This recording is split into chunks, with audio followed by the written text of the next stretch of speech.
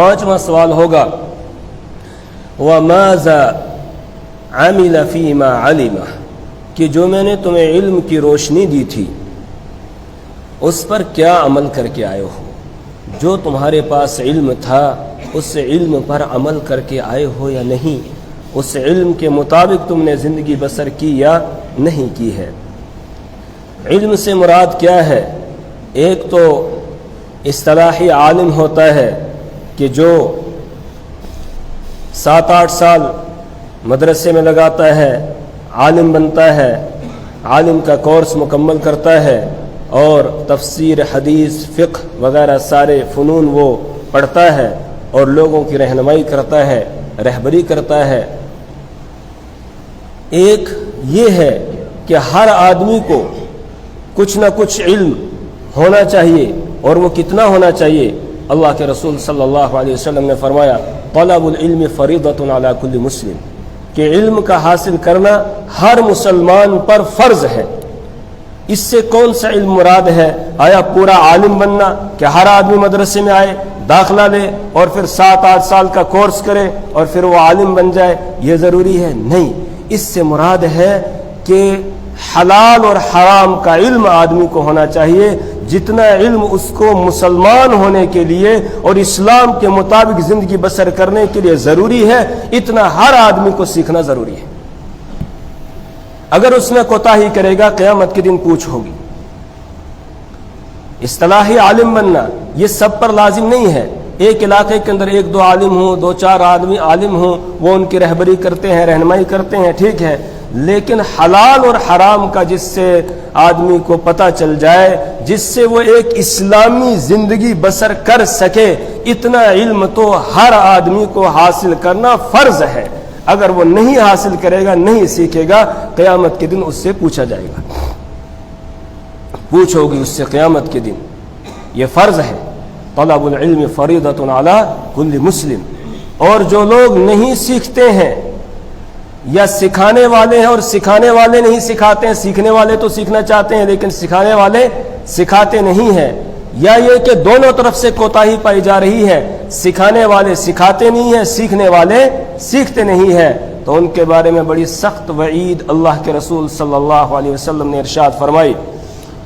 الترغیب والترہیب کے اندر روایت ہے، اسی طریقے سے امام محمد رحمہ اللہ نے کتاب الکسب کے اندر اس روایت کو نقل کیا ہے کہ رحمت دو عالم صلی اللہ علیہ وسلم جمعہ کا خطبہ ارشاد فرما رہے تھے، ایک دم رسول پاک صلی اللہ علیہ وسلم جلال میں آگے اور آپ نے فرمایا ما بال اقوام لا يفقهون جيرانهم ولا يعلمونهم ولا يفطنونهم ولا يتعظونهم ولا يعظونهم ولا يأمرونهم ولا ينهونهم، کہ ان لوگوں کو کیا ہو گیا، ما بال اقوام، کہ کچھ لوگوں کو کیا ہو گیا، لا يفقهون جيرانهم، وہ اپنے اڑوس پڑوس میں رہنے والے، اپنے پڑوسیوں کو، اپنے آس پاس رہنے والے جو لوگ ہیں ان کو لا یفقہون، ان کو سمجھداری کی باتیں نہیں سکھاتے ہیں، ولا یعلمونہم، اور ان کو علم نہیں سکھاتے ہیں، ولا یفطنونہم، ان کو دانش مندی کی باتیں نہیں بتاتے ہیں،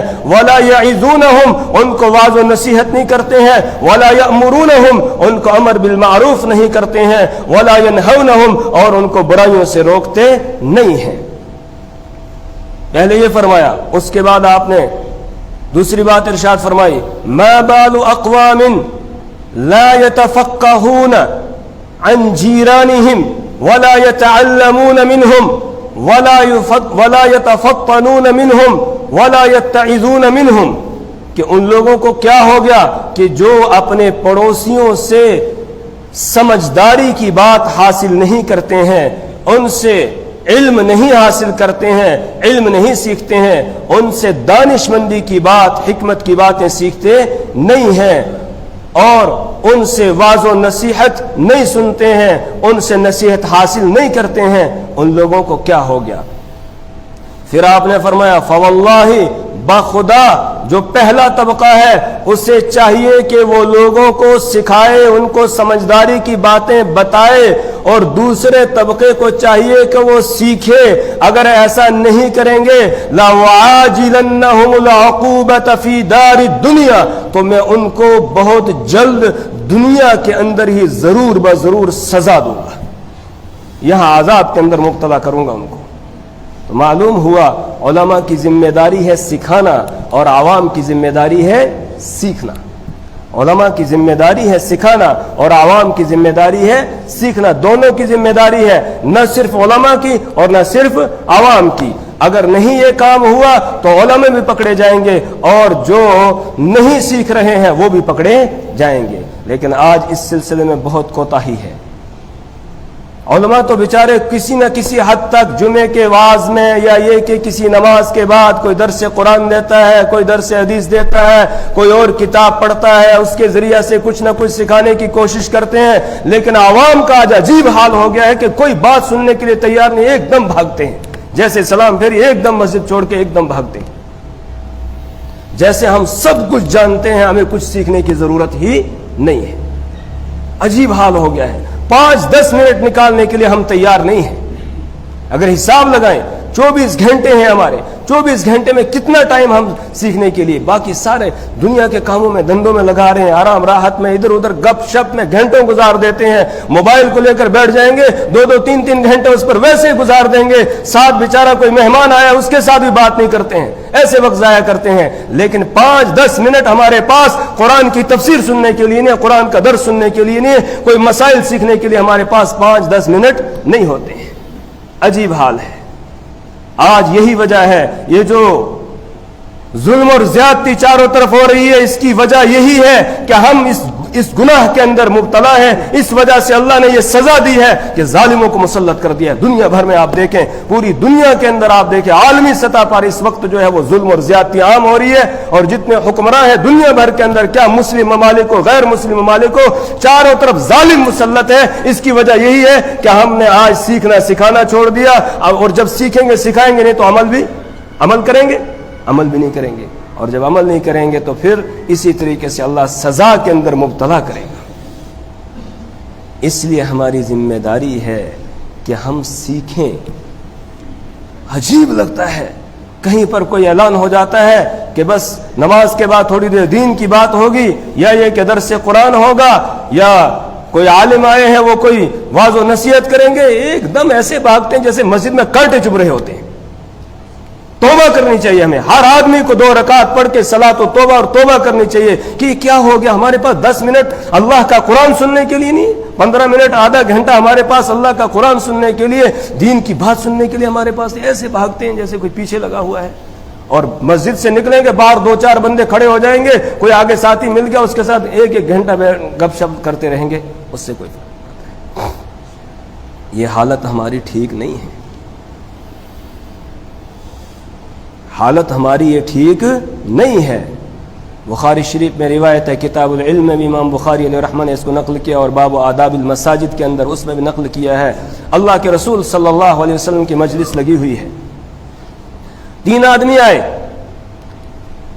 دیکھا مجلس لگی ہے، حلقہ بنا ہوا ہے، ایک آدمی نے ہمت کی، آگے آیا، حلقے کے بیچ میں آ کر حلقے میں شامل ہو گیا، بیٹھ گیا۔ دوسرا پیچھے اس نے جگہ پائی، وہیں بیٹھ گیا۔ تیسرے نے نظر ماری، اس کے بعد واپس چلا گیا۔ اللہ کے رسول صلی اللہ علیہ وسلم نے اپنا واعظ مکمل کیا، حلقہ مکمل ہوا، اس کے بعد آپ نے فرمایا ثلاثۃ نفر، کہ 3 آدمی ہیں، ان میں سے ایک تھا، اس نے اللہ کے پاس ٹھکانہ حاصل کرنے کی کوشش کی، فآواہ اللہ الیہ، تو اللہ نے اس کو اپنے پاس ٹھکانہ دے دیا۔ یہ وہ تھا جو آگے آ کر حلقے میں بیٹھ گیا اور ایک دم جو ہے بات سننے لگ گیا۔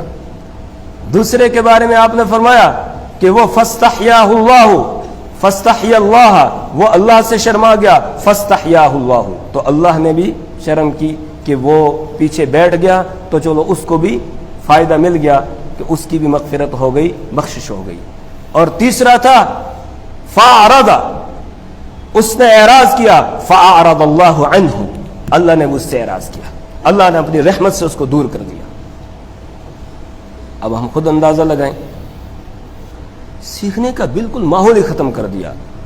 یہاں اندازہ لگائیں، یہ علم کا چشمہ یہاں بہہ رہا ہے، لڑکیوں کی درسگاہ ہے، عورتیں بھی سیکھ سکتی ہیں، ان کے لیے مواقع ہیں، مردوں کے لیے مواقع ہیں، لیکن کون سیکھنے آ رہا ہے؟ شوق ہی نہیں ہے۔ نماز کے الفاظ ہمیں صحیح سے یاد نہیں ہیں، اس کو بھی فکر نہیں ہے سیکھنے کی، وہ بھی سیکھنا نہیں چاہتا، نماز درست کرنا نہیں چاہ رہے ہیں۔ 80 سال گزر جاتے ہیں، نماز پڑھنا نہیں آتی ہے، لیکن جیسے ہے ویسے ہی کام چلا رہے ہیں، اسی طریقے سے سیکھنے کی کوشش نہیں کر رہے۔ یہ علم کا چشمہ یہاں بہہ رہا ہے، لوگ فیض یاب ہو رہے ہیں، لیکن ہم جو یہاں کے رہنے والے ہیں وہ سوچ رہے ہیں ہم تو بالکل جو ہے مادرزاد مفتی ہیں، مادرزاد یعنی ماں کے پیٹ سے مفتی اور مفسر اور محدث بن کے آئے، ہمیں کیا ضرورت ہے سیکھنے کی؟ بالکل یہ سمجھ رہے ہیں آس پاس میں رہنے والے، وہ سیکھ ہی نہیں رہے۔ اس لیے میرے ایمانی بھائیو، اس طرف توجہ کی ضرورت ہے۔ قیامت کے دن پوچھا جائے گا ماذا عمل فیما علم، کہ جو تمہیں علم کی روشنی تھی اس کے مطابق تم نے کیا عمل کیا ہے، یہ قیامت کے دن پوچھا جائے گا۔ تو حلال اور حرام کا علم جس سے ہو جائے، اتنا علم حاصل کرنا ہم پر لازم ہے۔ ایک مسلمان اسلامی زندگی اللہ کے حکموں کے مطابق کیسے گزارے، یہ سیکھنا اس کے لیے ضروری ہے۔ نماز کے مسائل ہیں، یہ سیکھنا ضروری۔ زکوٰۃ کے مسائل، کس پر زکوٰۃ واجب ہے، پھر کتنے مال پر، کس کس مال پر ہے اور کس کو دینی ہے، یہ سیکھنا ضروری ہے۔ مالدار ہے، حج اس پر فرض ہے، حج کس پر فرض ہوتا ہے، یہ سیکھنا ضروری۔ حج کے مسائل سیکھنا ضروری۔ روزہ رمضان آتا ہے، روزے کے مسائل ہیں، یہ سیکھنا ہمارے لیے ضروری ہے۔ نکاح کا موقع آ گیا، نکاح کے کیا مسائل ہیں، یہ سیکھنا ضروری۔ کوئی تاجر ہے، تجارت کے کیا مسائل ہیں، کیا اصول اور ضابطے ہیں، یہ سیکھنا اس کے لیے ضروری۔ کوئی ملازم ہے، اس کے لیے سیکھنا ضروری ہے، ملازمت کے کیا اصول ہیں، کس طرح میری روزی حلال ہوگی، یہ سیکھنا انسان کے لیے ضروری ہے۔ لیکن کون سیکھ رہا ہے؟ فکر ہی نہیں ہے، کچھ بھی، بالکل دور ہوتے جا رہے ہیں۔ اس لیے میری درخواست ہے اپنے وقت کو ضائع نہ کریں، نہیں معلوم ہے کب یہ آنکھیں بند ہو جائیں گی اور پھر آگے ہم چل پڑیں گے، یہ سب کچھ یہیں رہ جائے گا۔ یہ کوٹھیاں، یہ بنگلے، یہ مکانات، یہ دکانیں، یہ بینک بیلنس، یہ گاڑیاں، یہ ساری چیزیں یہ یہیں پر رہ جائے گی۔ یہ عہدے اور یہ جو جاہ و جلال اور ساری چیزیں ہیں، یہ سب یہیں رہ جائیں گی، کوئی ساتھ جانے والی نہیں ہے۔ ساتھ جانے والے نیک اعمال ہے، اور نیک اعمال تبھی آدمی کر سکتا ہے جب اس کے پاس کچھ علم کی روشنی ہو۔ اس لیے سیکھنا ہے اور اس پر عمل کرنا ہے۔